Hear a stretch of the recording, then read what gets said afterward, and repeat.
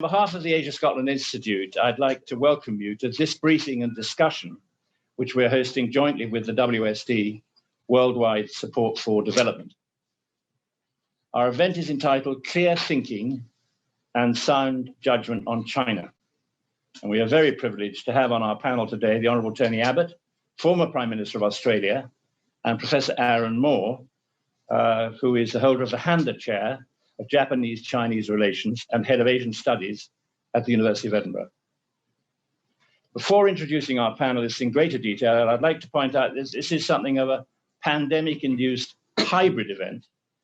I want to acknowledge the presence here of Mr. Frank Ross, Lord Provost of the City of Edinburgh, Professor Peter Matheson, Principal and Vice-Chancellor of the University of Edinburgh, and the Consul Generals of India, Japan, and the United States. Almost got the quad, haven't we, I think? Also with us are Ms. Midori Miyazaki, Executive Director for International Affairs to Dr. Harushisha Handa, Sir Timothy Lancaster, former Director and Principal of SOAS and former President of Corpus Christi College, Oxford, Andrew Milligan, a board member of the Asia Scotland Institute and former Head of Global Strategy at Aberdeen Standard, William Lowe, Head of Global Equities at Nikko Asset Management, and Sarah Liu, Lecturer in Gender and Politics at the University of Edinburgh. When Tony was Prime Minister, Australia managed to obtain the first free trade deal between China and a G20 country. Yet he's also been one of the first leaders to call out China for its crushing of Hong Kong and belligerence towards Taiwan. He says that we are in a cold peace rather than a cold war, and that the challenge is making sure that the peace holds.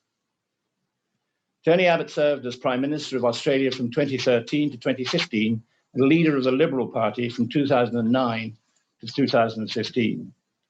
He was a frontbencher throughout the Howard government and leader of the House of Representatives from 2001 to 2007. He studied economics and law at the University of Sydney and then attended Queen's College, Oxford as a Rhodes Scholar, studying philosophy, politics, and economics, or PPE. After leaving Oxford, he briefly trained as a Roman Catholic seminarian and later worked as a journalist, manager, and political advisor. And in 1992, he was appointed Director of Australians for Constitutional Monarchy, a position he held until his election to Parliament at the 1994 Warringah by-election.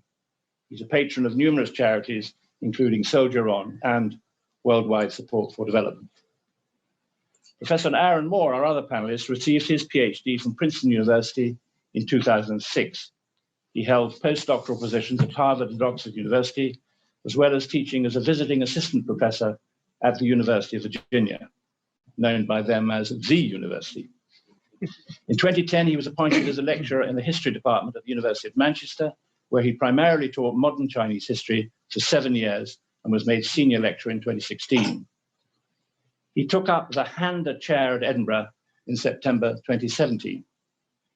Until recently, he spent every year of his life in a language class of some sort, including Japanese, Chinese, Russian, and Turkish, so a man to talk to afterwards.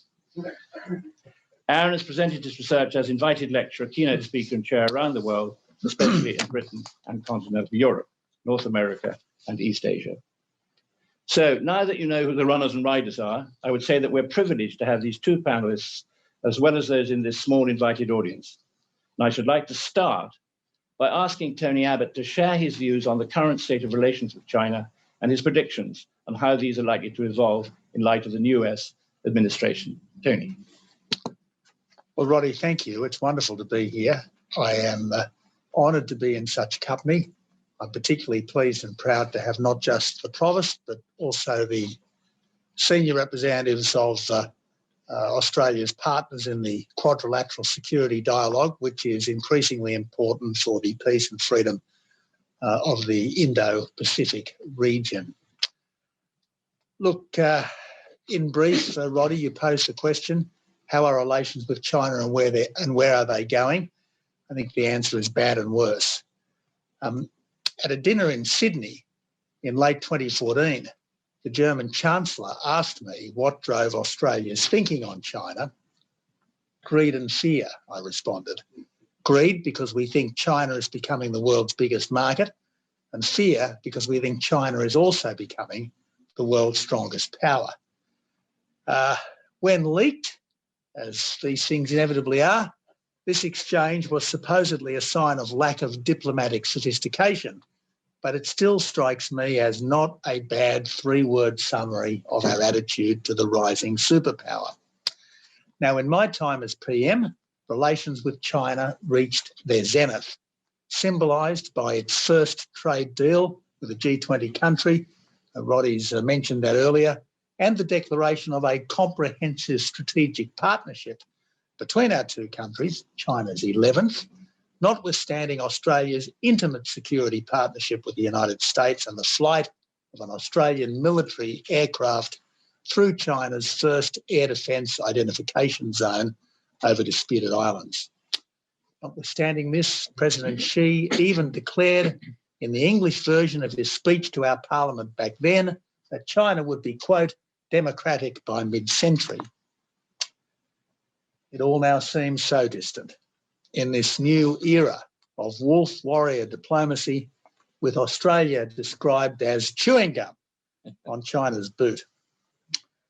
Now, Napoleon reportedly said, "Let China sleep, for when she wakes, she will shake the world."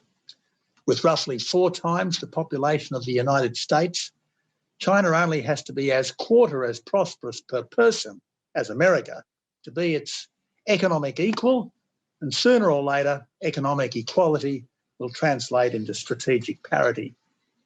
For those of us who grew up in the Cold War and might have been tempted to conclude with Francis Fukuyama that history really had ended in a global convergence towards market economics and liberal politics, it's all changed, and changed utterly. China has dropped the Deng Xiaoping era tactic to hide its strength and bide its time, while for the rest of us there can be no more wishful thinking about liberalisation. We have to accept that when the Chinese strongman states that east, west, south, north and middle, the party leads everything, that is exactly what he means. The unipolar period, existing from roughly 1990 to 2010, from the fall of the Berlin Wall to the global financial crisis, is now but a memory from another age, and barring a revolution in Beijing, how to live with China, to deal with it, but not to be pushed around by it, won't just be our main external preoccupation, it's likely to be our great-grandchildren's too. And for almost every country, the China relationship will be as consequential as the US one, only far more fraught, because at least for fellow members of the Anglosphere, America has been family. And because whatever mistakes America might have made and whatever particular interests America might have pursued, the United States, on any reasonable hearing, has been a benevolent and idealistic hegemon. So today, my purpose is not just to stress the magnitude of the China challenge, but also all the ways in which we might be making ourselves weaker in facing it.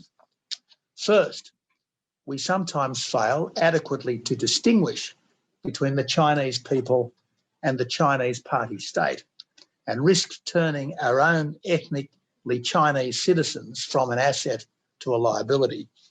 Second, we still think that China does business as opposed to practices politics, with every entity and each individual expected to do the state's bidding.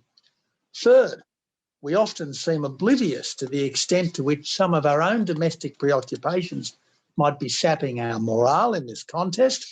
And fourth, conversely, there's also a tendency to see China's eventual dominance as inevitable and to despair of an unequal struggle. But as China's leaders know, and as Taiwan and Hong Kong prove, there is no inbuilt totalitarian gene in the Chinese people's DNA. A key factor in the Beijing regime's belligerence towards Taiwan is the palpable demonstration it provides that Chinese people can be both prosperous and free. It is a real live example of a genuine democracy with Chinese characteristics. So quite apart from preferring democracy to dictatorship, supporting Taiwan would be proof that Western governments are not anti-Chinese, just opposed to the Communist Party state. And especially in a country like Australia, with 1 million plus citizens, or about 5% of the population of Chinese birth or background, it's vital to avoid making those decent Australians who just happen to have Chinese ancestry feel like aliens in their own country. Because like all migrants, people from China have chosen to live in Australia, and they typically take enormous pride in their adopted country. They're far more likely to be ambassadors for Australia to China than the other way round, despite all the intrigues, and there are many of the United Front bodies. That's why, along with the vast majority of Chinese Australians, our governments need to be against the genocide of the Uyghurs, the suffocation of Hong Kong, and a potential Chinese invasion of Taiwan, rather than simply anti-China. As Beijing's hysterical reaction to Australia's call for an impartial investigation into the origin of the Wuhan virus suggests, not to mention the Chinese Foreign Minister's 2010 admonition to Singapore that you are a small country, but we are a big one, the Chinese government has no sense of the independent sovereignty of nations. As in the imperial past, with China, other countries are expected to tremble and obey, tributaries to the ruler of all under heaven. To its leadership caste, China has always been the Middle Kingdom, the dominant country on earth, with the century of humiliation and aberration to be expunged, even avenged. Thanks to globalisation, the whole world has become China's neighbourhood. And thanks to Marxism-Leninism, the Chinese leadership's overlord instincts have been reinforced. The 14 grievances against Australia that the Chinese embassy published last year, that Australia had blocked some Chinese investment, banned Huawei from sensitive national infrastructure, backed international law in the South China Sea, arced up against Chinese cyber attacks, and blocked Victorian participation in a contemporary version of unequal treaties, the Belt and Road Initiative. All of these are replete with expectations that no self-respecting country could ever meet. Yet, it's the West itself that's done so much to empower the bully we now face, a strategic challenger that's likely to prove a far stronger competitor in the long run than the old Soviet Union, because unlike Russia, it's a first-rate economy with increasingly a military to match.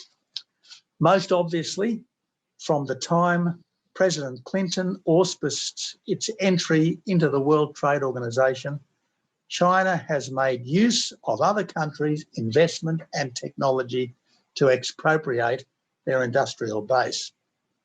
To us back then, it seemed that a richer China would inevitably become a freer China. To the CCP, of course, a richer China would be a stronger China, with the added bonus of being able to bring economic as well as military pressure to bear on its adversaries. Now, cheap consumer goods no longer seem such a bargain in return for the hollowing out of the industries that were the foundation of our economic strength and technological edge. The pandemic has brought home the extent to which even the mighty United States have become dependent on China for drugs and PPE. And in Australia's case, we simply cannot afford to be so dependent on an economic partner that uses trade as a strategic weapon to be turned on and off like a tap. But this isn't just a problem for a country like us, with 30% of its trade with China. Every single business with Chinese intermediate goods in its supply chains is exposed to economic pressure, which naturally enough has created a vast lobby for Western governments to do nothing to alienate Beijing. Hence, the politics of standing up to Beijing has become so fraught that no one is prepared to challenge its developing country status, the world's #1 trading nation already and soon to be the #1 economy. Still, if there is to be one lasting legacy of the Trump presidency, it's likely to be the new consensus in Washington for economic disengagement from China. But this will require a very different approach from Western businesses that have grown so accustomed to outsourcing to China so many of their inputs, and it will mean higher short-term costs. Yet vital though it is, this is only one factor in our strategic vulnerability. Countries like the United States, Britain and Australia are moving at breakneck speed to decarbonise our economies. To us, saving the planet is more important than our own relative place in it. More important, for instance, than affordable and reliable power and preserving the jobs and industries that depend on it. Yet even assuming that human emissions are the key factor in climate, it's a one-sided and ultimately futile struggle if the world's biggest emitter by far is not also involved.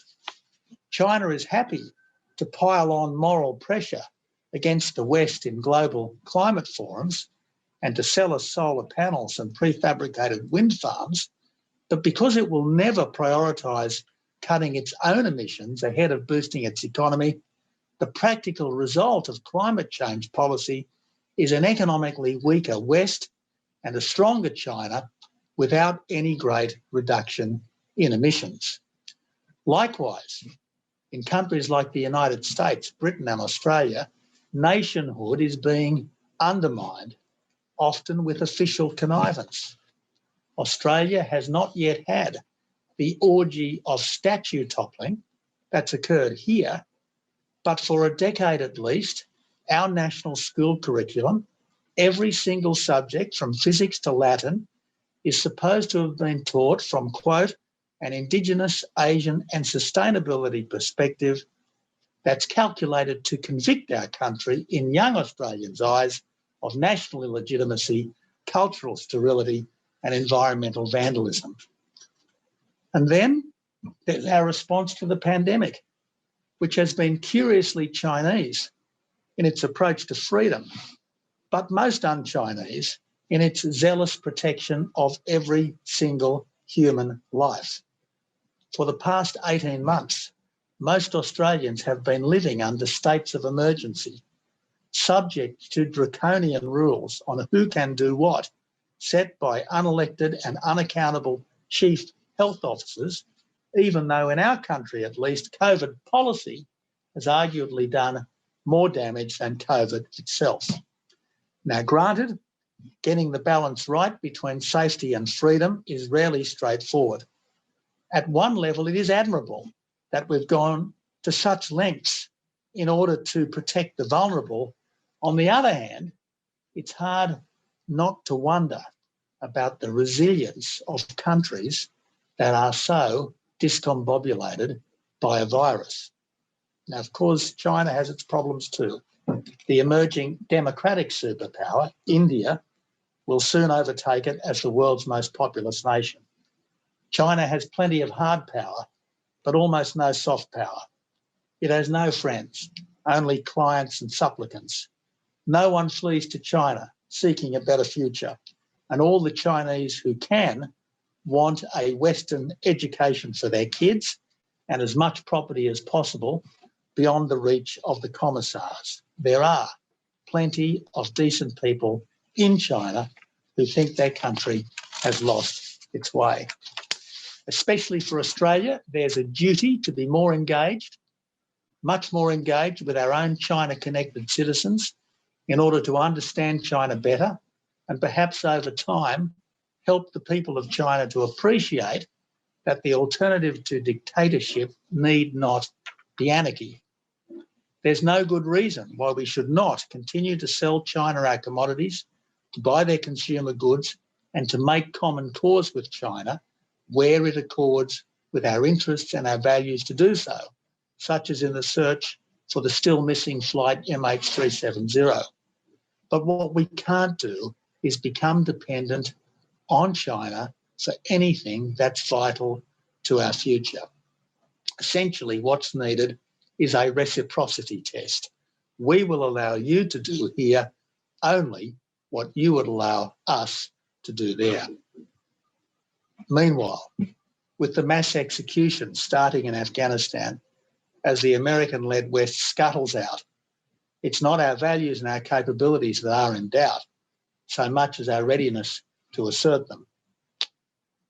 Churchill's lamentation after Munich seems apt, the first foretaste of a bitter cup that will be proffered to us year by year unless by a supreme recovery of moral health and martial vigour we arise again and take our stand for freedom as in the olden time. Our competitors are sure that they're tougher than us and that history is on their side. And who could blame them?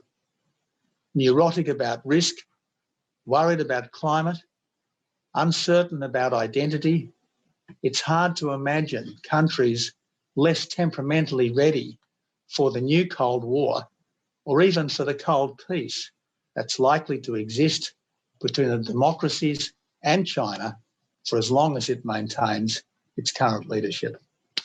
So, ladies and gentlemen, an honour to be here. Thank you to the Asia Scotland Institute for the invitation, and particularly thank you to Dr. Handa and Worldwide Support for Development for the opportunity to be in the United Kingdom at this time. And I should close with this observation: long may the United Kingdom remain united. There we go. Good. Thank you very much, Tony. Now we've got a response from Professor Aaron Moore-Holder of the Handa Chair at the University of Edinburgh. Aaron. Thank you. Academics are wont to enjoy hearing the sound of their own voices. So I'm going to keep my comments short because I'm sure many of you would like to ask questions. And I've been in many academic conferences where the questions come last and there's 5 minutes yet to go. Which is quite a miserable experience, I think, for many attendees. So, and in fact, Mr. Abbott has already raised many of the issues that I wanted to raise, and so we can kind of move to the questions quickly. I did want to point out that as we're all sort of growing concerned with the expansion of Chinese military power in the region, that we're quickly coming on the 100th anniversary of the Washington Naval Conference in 1921-22, in which another power was growing in the region and making the established powers nervous. So this is something I just want to press some of the, or say briefly before I get into some of my other comments. I think that one of the primary concerns we all share is how to maintain peace and stability in the Asia-Pacific region. There's no country, including the PRC, that wants to upset this balance.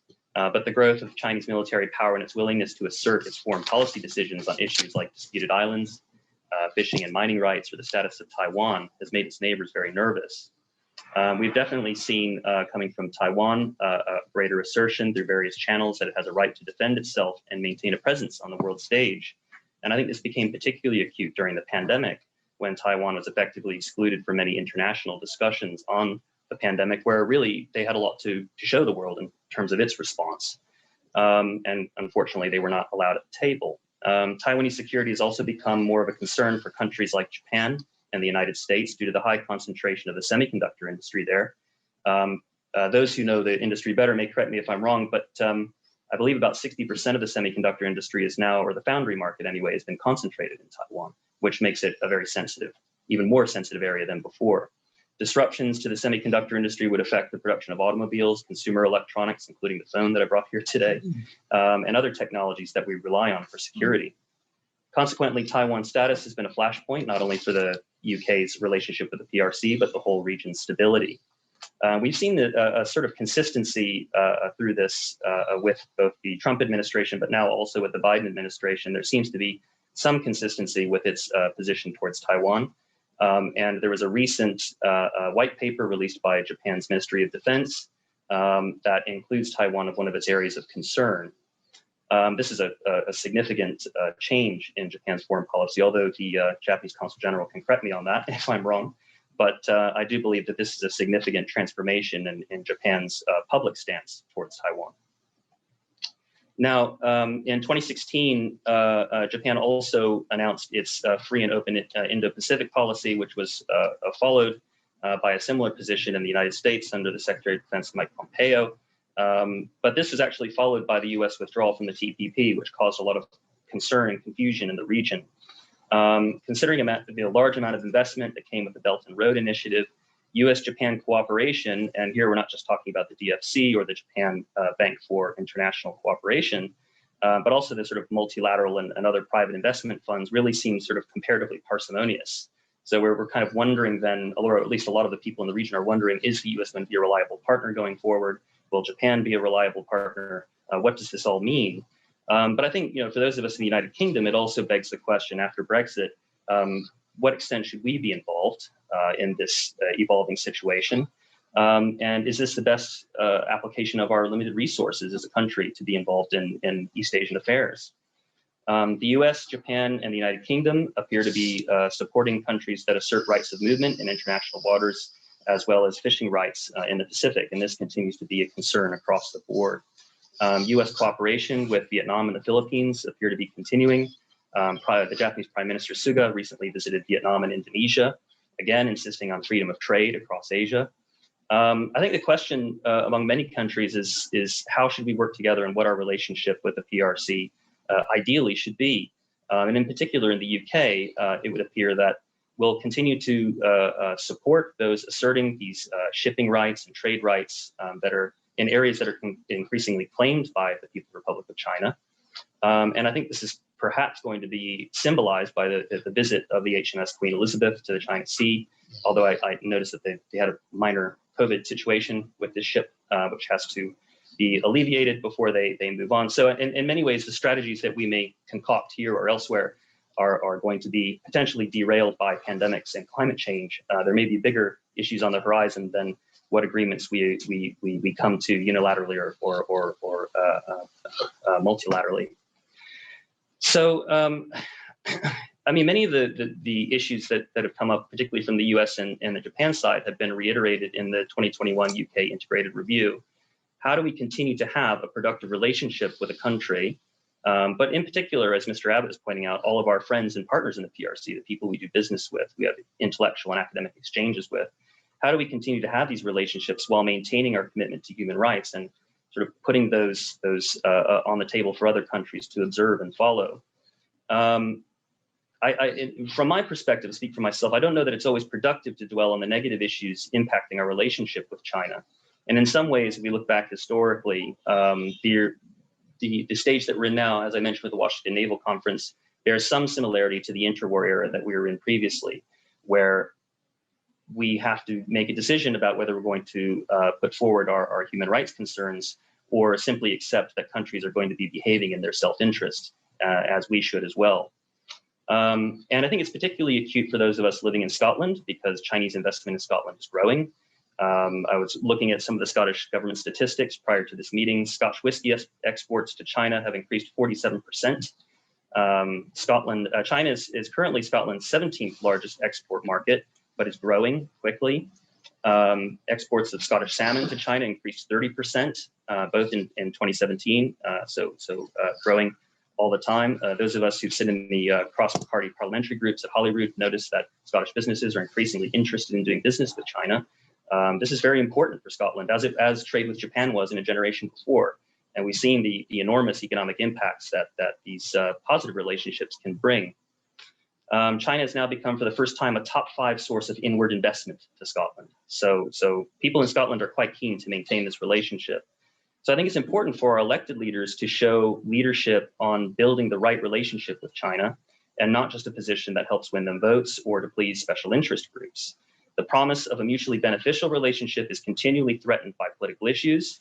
The obvious problems here are, of course, the security of Taiwan, but also Hong Kong and Xinjiang with the Uyghurs. But on the flip side, as Mr. Abbott has pointed out as well, there is the growing problem of anti-Chinese sentiment. And this brings a lot of memories of the 1980s, where I grew up in the United States, in the kind of center of the automotive industry. When Japan was becoming an economic power, there's a lot of anti-Japanese sentiment that then translated into anti-Asian violence, and a lot of this, it's sort of with Chinese nationalism as well. Once the horse leaves the stable, it's hard to get it back in. So once you kind of put these sort of narratives into the public that China is an enemy or an adversary, it can be difficult to walk it back. And we've seen this, some of the consequences, as Mr. Abbott pointed out, with particularly with the pandemic, the growth of anti-Asian racism, both in the United States and in Britain and in Australia. So this is something we really have to be careful about, how the public are forming opinions of Chinese people and Asian people, regardless of where they're born. And I think there's a kind of historical corollary here when we saw, again, with the anti-Japanese sentiment in the United States, but also the anti-Japanese sentiment that continues to appear in China and Korea. So once you have a sentiment against a foreign country, it can have political consequences. There's also the possibility that Scotland will be drawn into a disagreement or a conflict with China that has nothing to do with Scotland whatsoever. Since Brexit, I would say that, I don't think I'm going out on a limb here or saying anything impolitic. I would say that anti-union attitudes have been growing in Scotland. And because of this, I'm a bit concerned that if Scotland is adversely affected by a disagreement between the United Kingdom and China, that could then have a disproportionate impact on Scottish businesses and then drive even, let's just say, more dyspeptic attitudes across Scotland towards the Union. This is a concern that I have. But I think, turning to the positive, there is a great possibility, Mr. Abbott's already brought it up, cooperation on climate change. The UN Climate Change Conference is imminently going to occur here in Glasgow. And the United States is in many ways seen to have, or at least recently, failed to show leadership on the issue, although that seems to be changing. We've seen a lack of real action, though, to be fair, across the leadership of many industrialized countries on this issue. China has supported many green technologies, often for market-based reasons, but it should be recognized that they are embracing many green technologies. They also don't have the barriers of aging infrastructure that we have here in Britain, but nevertheless, they're making many efforts. That being said, also, they have a lot of environmental problems, and these are serious in China. But I wonder if they're not so, this path of development is so dissimilar from what we saw in Japan and South Korea historically. Rapid development often does lead to environmental impact. But as we know, in Japan, during the pollution diet of the 1970s, it made a very quick about face and became one of the least polluted industrialized economies. Such a thing could happen in China. There are some outstanding issues. I'm just going to wrap up quickly. Some outstanding issues that are particularly important, I think, to Britain and the United States surrounding intellectual property rights and copyright, as well as how personal data is being used by companies that do business with China. I think those issues really do have to be confronted. And we saw this recently with the international conflict over Huawei's 5G network.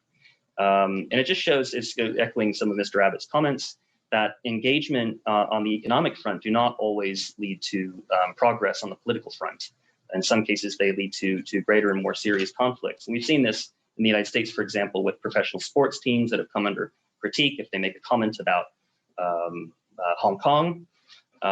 We also saw a lot of kind of rumblings in the creative industry, whether it's Hollywood or publishers in the UK, about copyright infringement, as well as interference into production, what can go into a film and what's not allowed to go into a film. Some of that seems to be direct interference, other it seems to be self-censorship, people wanting to appeal to a market.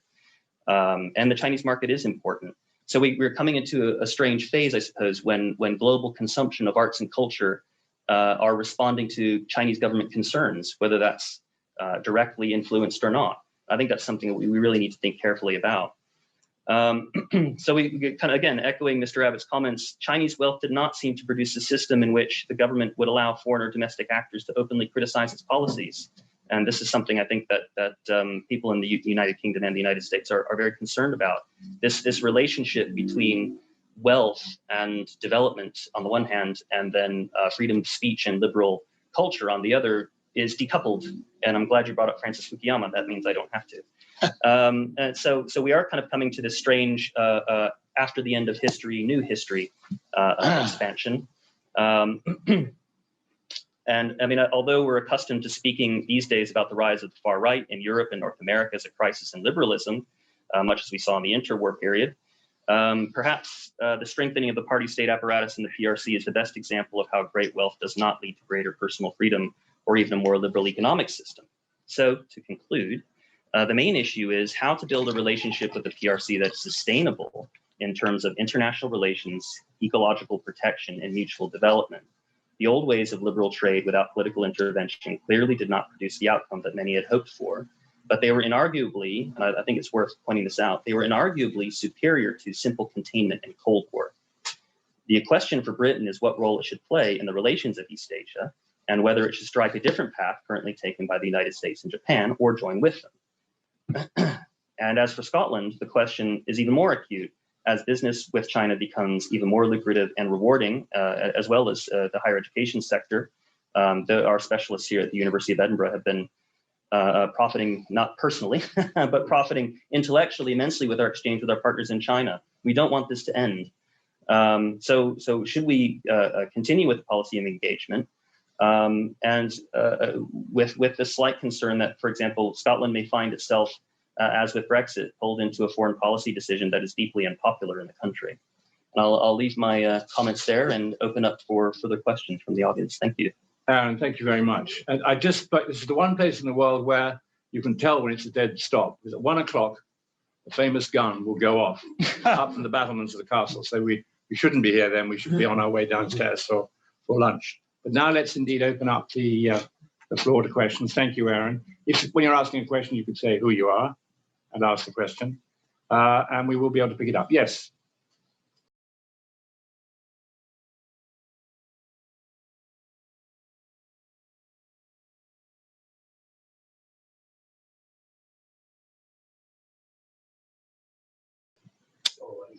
Thank you. Okay, well, thank you, Excellency. Look, I like to think of Australia as a country with, quotes, an Indigenous heritage, a British foundation, and an immigrant character. And for as long as we last as a nation, I think they will be our fundamental characteristics: the Indigenous heritage, the British foundation, and the immigrant character. Now, likewise, as Prime Minister, I always said that wherever there was a dollar to be made, a citizen to be protected, or a value to be upheld, that's where Australia should be. And if that's in Straits of Taiwan, if that's on the causeway between Malaya and Singapore, if that's somewhere in northern France, so be it. That's where Australia will be. And yes, the world's economic centre of gravity is shifting to Asia or the Indo-Pacific region, but that doesn't mean that there aren't an abundance of opportunities everywhere. And I think it would be a terrible mistake for Britain, particularly in the post-Brexit era, to restrict itself as opposed to once more take the view that this is the most successful country in human history, shouldn't go wherever there's something good to be done, or wherever there's something good to be gained, and Australia likewise. Thank you, Tony. Andrew Milligan has a question. Andrew Milligan from the ASI board. Can I ask you both to use the word alliances in your answer? I enjoyed both of your speeches very much. In one sense, you're talking about the contests that are taking place. So if we go back to the Napoleonic era, it was a very informal series of alliances that controlled France as the superpower of Europe. And if we go back to the 50s, 60s, Russia and the Cold War, it was a very formal alliance that contained and controlled. Of course, history doesn't always help. Can you think about, do we need more formal alliances between groups of countries? At the moment, it's peculiar different groups here. There's the Five Eyes and the India, Japan, USA, etc. So your thoughts from both of you on alliances? Okay. Thoughts on alliances. So I'm just repeating it so that we've got the number for question, because it's difficult for the mic to pick them all up. Thank you, Andrew. Okay, well, look, it's not the bit of paper, it's the quality of the commitment that counts. And the strongest alliance by far of the last 70 years has been effectively the Five Eyes alliance, which is completely and absolutely informal. Yes, there are formal relationships between some of those countries, but it's the informal family, if you like, relationships which really hold that particular alliance together. And obviously, if we look at the Indo-Pacific, I mean, there's vast potential in this Quad. I suspect the Quad will never become a formal arrangement as such, but I suspect there will be a whole host of informal, nevertheless cultural and organisational affinities that develop. We've seen already Quad foreign and defence ministers' meetings. I suspect as time goes by there will be Quad's head of government meetings. I am certain that as time goes by there will be increasing cooperation, intimate partnerships at the military and security and intelligence level. So look, alliances are absolutely critical, but that doesn't mean they need to be formal, and sometimes writing them down makes them weaker. Yeah, I don't have much to add to that, except that in some cases, particularly think about the historical context, alliances can make countries seem as though they have less agency to make decisions. And sometimes those decisions go against putative alliances that exist informally, as Mr. Abbott said. Particularly if you look at countries that feel encircled. If they see other countries making alliances around them, it simply reinforces the notion of encirclement. Yeah. Whereas if you have a kind of ideological position in which you say, well, here are the values we represent, and here are the countries that share those values without formal alliance, then that gives you a certain amount of flexibility in dealing with the country. I'm very concerned about the notion of encirclement, because it's something that comes up a lot historically when countries then begin to feel that they need to take desperate action. And so as long as we don't get into a position where anyone feels encircled or cornered, and alliances sometimes feed that perception, even if it isn't actually happening in fact, they can actually be counterproductive, as I think what you were getting at as well. Does a quad become a quid? What happens when 4 becomes 5? My Latin is not strong enough. Is it the quid pro quo? Anyway. Well, Roddy, I think it would be wonderful to see a stronger British involvement in the Indo-Pacific region. I'd like to see the so-called East of Suez policy reversed. Absolutely. And look, one of the most encouraging things that's happened recently is the dispatch of the Queen Elizabeth Task Force to the Far East. And it would be appalling if a mere virus was allowed to derail all of that. Good, thank you. Yes, Peter, from the university.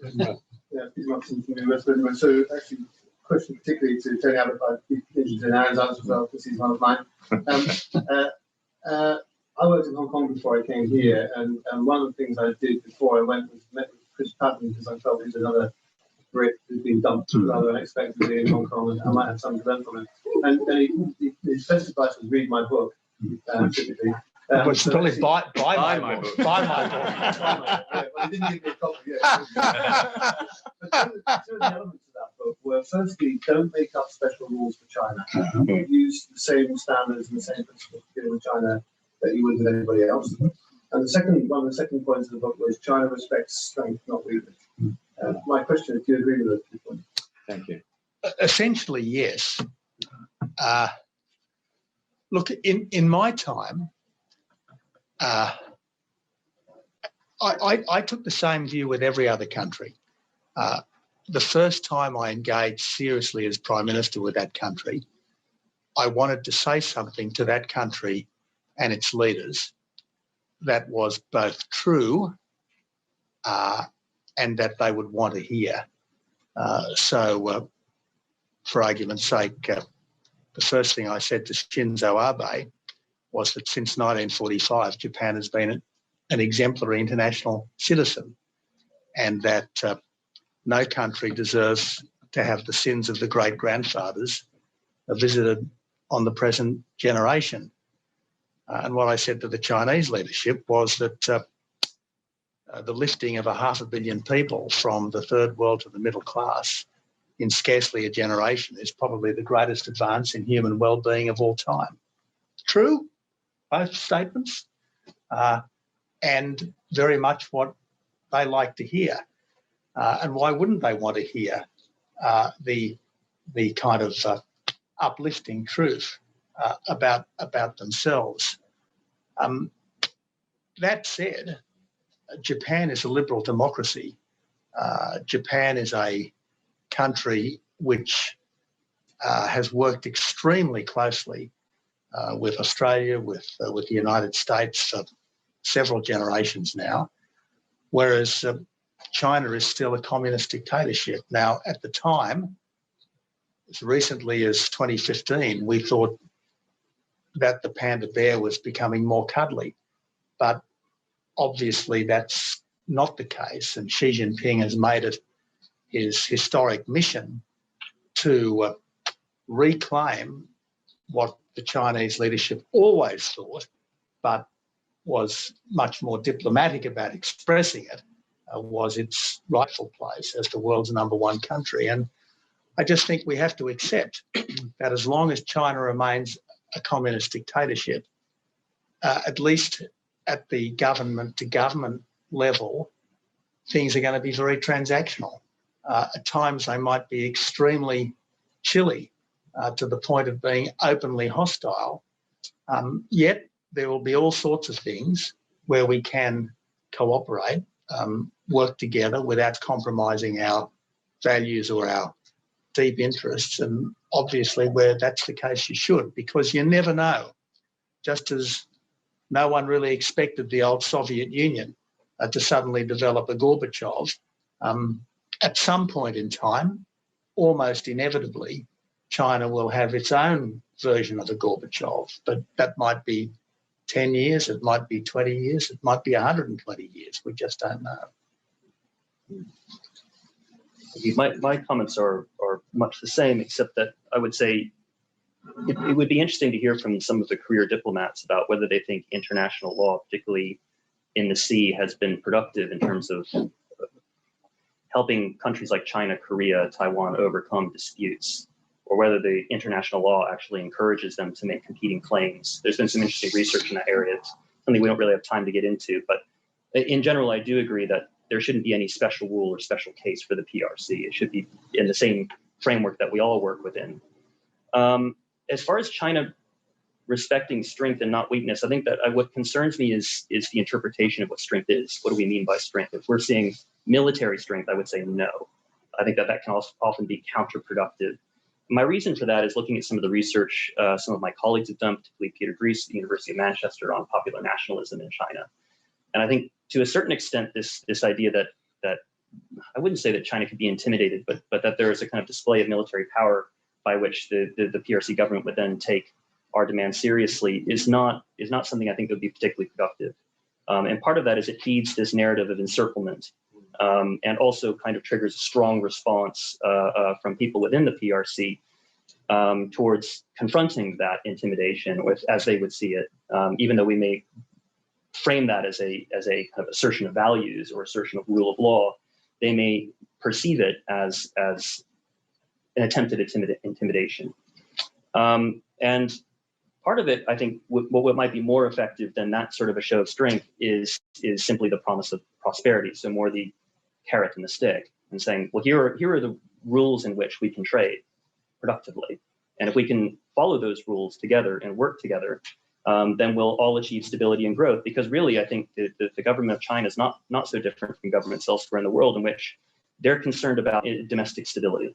And they're really concerned about maintaining growth and lifting more people out of poverty. To the extent that they can do that, particularly in the interior of China, then that government has met its objectives. So if showing strength is demonstrating the rules by which we all can achieve prosperity and lift all ships, then fine. But if it can anyway be construed as intimidation, then that is counterproductive. Great. Thanks. Yes. Hi, I'm Sarah Liu. Thank you so much for a fantastic talk from Prime Minister, and thanks a lot for airing your comment. I'm a lecturer in gender and politics at the University of Edinburgh, specializing in East Asian politics. And Aaron's commentary actually touches upon a lot of the questions I had, which is a broader question of where do we go from here, right? So I was wondering if you could speak a little bit about how you would advise the UK government to navigate the balance between trade and also human rights and freedom and democracy. How do you really do that, especially when you might face internal pressure, right, from local community, from the businesses in the local communities? So it'd be really great if you speak about. So how to advise the UK government? Well, that's what you do, don't you, Kate?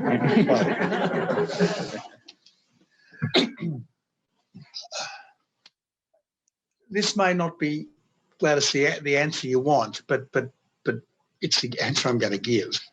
I think we have to accept that China is sui generis. China is not really like any other country in that the Chinese party state aspires to more or less completely dominate the lives of its people, and it insists upon everything that its people and its entities do advance the interests of the party state. Now, the French government, for argument's sake, might have important policy objectives, and the French nation might have certain abiding interests. And if you're talking about, for instance, a French arms exporter like the Naval Group, they will only do what the French government says. But the vast majority of French citizens and French businesses just go off and do whatever the damn hell they want. But China's not like that at all. I am sure that the average Chinese citizen, if given the chance, would not be a robot of the Beijing regime, but they're not given that chance. If that chance takes them out of the lines, the parameters, the boundaries that the party state will let them have, as I'm sure Peter knows from his time in Hong Kong.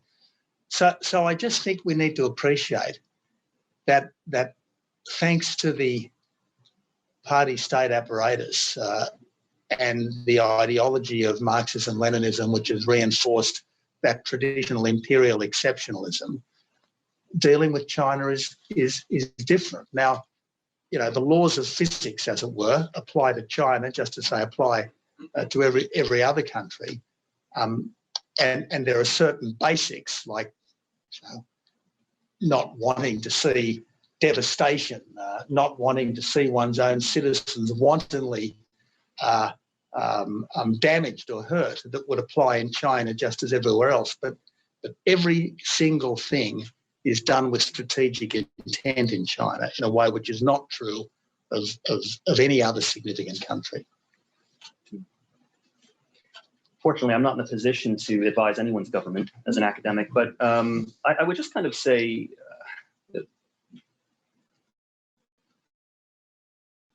when I used to live in Beijing, I remember coming out of my flat in the Haidian district and seeing a van full of young men. This is probably not the greatest thing to bring up in such a formal occasion, but doing Class A drugs outside of my flat in the center of Beijing, and the police didn't care. It was really remarkable how— Were they the children of high party officials? Not by the look of them, I would say so, or the quality of the car they were driving. But the only point that I'm making about this is that the Chinese state sometimes is described as being more powerful than it is, and it's gotten more powerful in the last 20 years for sure. But it is a big and very populous country, and I think that's one of the reasons why the PRC government in particular is quite careful about its policies. It is responsive. It's not an electorate, but it's responsive to popular opinion. And I think one of the problems that it has, because it doesn't have the same sort of elections that we enjoy here in the United Kingdom, is a fear of not knowing what people think.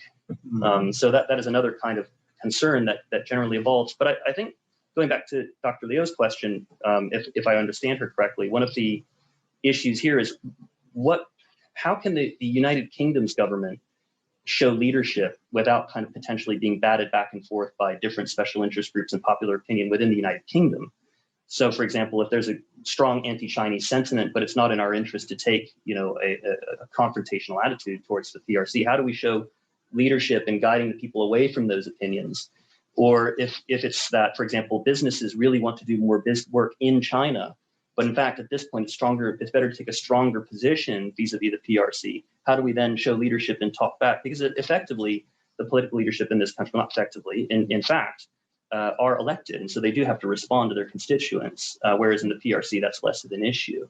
So do you think that there's maybe, perhaps Dr. Leo can clarify if I'm getting this right, but it sounds like you're saying in a democracy, how do we actually show leadership in these international relations? And how would you advise? Well, I take it in yes, thinking both of those together. One issue, of course, is time. The advantage of the PRC is it's been in power for 100 years and hopes to be in power for another 100 years. You're both about democracy and elections. So part of your question, I think, comes down to time and the time scales that different governments have. I just say that as an issue. Yeah. Well,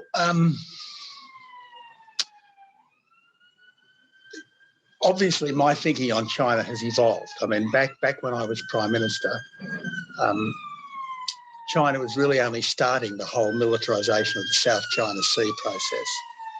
And it was still possible then to think of China and the West on a kind of a converging path, as it were. And plainly, that's not the case. And equally plainly, it was never the intention of the Chinese Communist Party for that to be the case, although there would have been elements within the Chinese Communist Party that were more genuinely liberal-minded. And look, I think on the one hand, we need to find ways of deepening our friendship with the Chinese people, while on the other hand, limiting our exposure to the reach of the Chinese state. So if I was a UK business, I would regard it as my patriotic duty not to outsource stuff to China. If I was the UK government, I would be talking candidly with the Chinese government, but from a perspective of we know what our national interests are, and we know what our national values are, and we aren't going to compromise either in our dealings with you, although part of one of our national values is wanting to do whatever we reasonably can to be helpful. And if we ever can, of course we will. This is why, for instance, when MH370 went down somewhere in the southern Indian Ocean, I mean, my government deployed half the Navy and Air Force to search. We spend $150 million on undersea scouring to try to find the wreckage. And the Chinese, to their credit, noted that. And I think there was a degree of gratitude on their part. Yes. I'm Tim Lancaster. I used to be a professional economist and I worked for the Treasury and the World Bank for many years. Tony and Aaron, thank you so much. I found your political military analysis extremely persuasive. But looking at all this through an economic prism, I'm not quite so sure, because I believe that on balance, the West, I think Australia too, has benefited enormously economically from China's rise over the last 30 years. I mean, we've been pulled up both before the financial crisis, but particularly after the crisis. Okay, they've exported more than they've imported, but their surplus has funded the American public deficit and the public deficits of many of us here. So China has enabled us to spend more than we've earned, and our consumers have benefited enormously from cheap Chinese products. So I worry that there may be a mismatch between our response on the whole mill side, on the one hand, to what we might do on the economic side. And it would concern me greatly if the probably quite appropriate response on the whole mill side is matched by an equally sort of hostile or adversarial thing on the economic side, because if we do the latter, then I think the world economy actually is going to suffer considerably.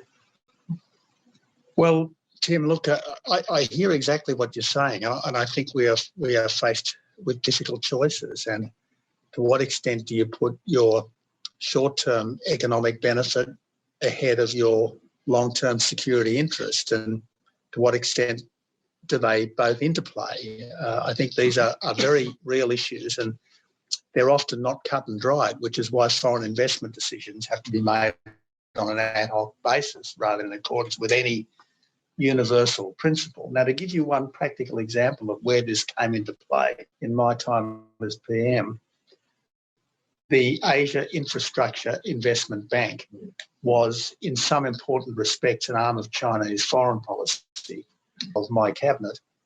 The economic types wanted us to join because there were benefits to be had. The security types wanting us to stand aloof because they said that there was a risk that we would further empower China. Now, in the end, the compromise, which I thought was a reasonable one, and I still think was a reasonable one, was that we said we were interested in joining, but you had to change the governance rules to make the thing more like other global bodies, like, for instance, the World Bank or the Asia Development Bank. Now, I was assured that they had, and on that basis we joined, and I thought that was a reasonable way of addressing that. Now, I'm not saying that we stop trading with China. I'm just saying we should be much more careful about where the real balance of benefit lies. And for instance, if our nuclear physicists, maybe even here at Edinburgh University, decide to have an academic partnership with some nuclear physicists in China, I dare say that might be an unequal partnership that we shouldn't enter into, at least in terms of who is going to get the maximum benefit. Right. Good on you. So thank you very much. There's one other thing I'd like to point out, which is that this club, called the New Club, was founded in 1787. What happened in Australia in 1787, the first ships with future Australians on left Plymouth. Yeah. Amazing what you can Google. No, so thank you. A big hand, please.